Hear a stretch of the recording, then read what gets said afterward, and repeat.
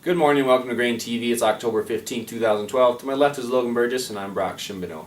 Markets are experiencing some further selling after Friday's weak close. Let's turn over to Fire Tip to see what's happening in Chicago.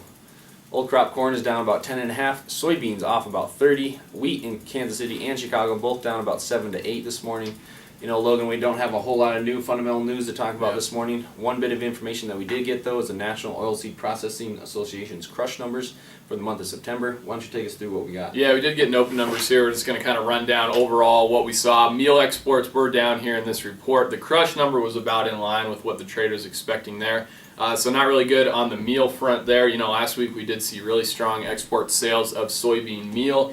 Certainly the bulls out there are going to hope for that to continue here if we're going to see a rebound in this market. But I don't think these numbers right now are leading to beans trading down 30 cents right now. I think just continued selling on the heels of kind of a neutral report last Thursday and a bad close to the week on Friday. We're going to kind of break down, though, the technical landscape on this November soybean chart in just a minute. First, though, we did get some good news about precipitation down in South America here. You want to take us through that, Brock?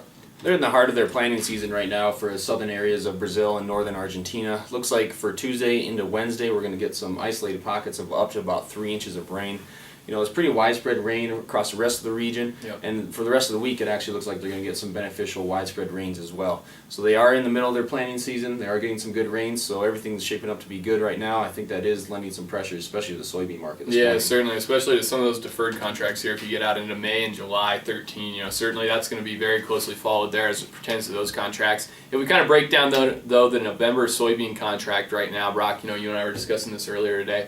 You know, we've sold off quite a bit here. We've actually traded down through 15 here in the overnight session. We're now trading down 14.92.5 at the moment, and we're talking about a gap here that we need to fill on the downside there. You want to kind of break down what we're looking at there? Yeah, a lot of technicians believe when there's a gap created somewhere along the chart pattern that it will be retested and filled later on in the chart.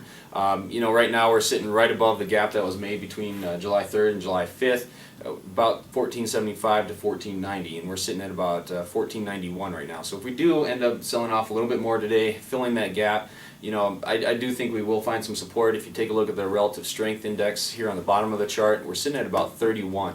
Oversold territory is generally thought to be about 30 for technicians. So if we end up selling down through that gap, I think the RSI will hit about 30 and we'll find some support. We'll get some buyers coming in there, and if nothing else, we'll get some short covering profit taking just to give us a slight support in the near term. Yeah, certainly. You know, this market is due for a little bit of a snapback here. I think we saw that last Thursday after the report. Not a really bullish report there for soybeans, but we did have soybeans trade up quite a lot on Thursday.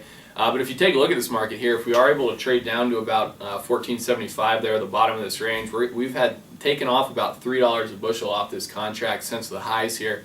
So a lot of people are in agreement, kind of like it sounds like you and I are, that this market is getting a little bit oversold, or I guess it has been oversold here for a while, and at some point here we're going to have to get some buyers in this market. One thing to keep in mind, though, is that how net long the funds are right now. We've been talking about that for a while, so certainly they have a lot of speculative longs that they still need to take off the table here. We'll keep you posted on that, though, moving forward. Yeah, I think that about wraps it up here for GrainTV. Follow us on Twitter, @GrainTV is where you can find us. Check us out on Facebook, or you can get a hold of us at 877-472-4607. Have a good one.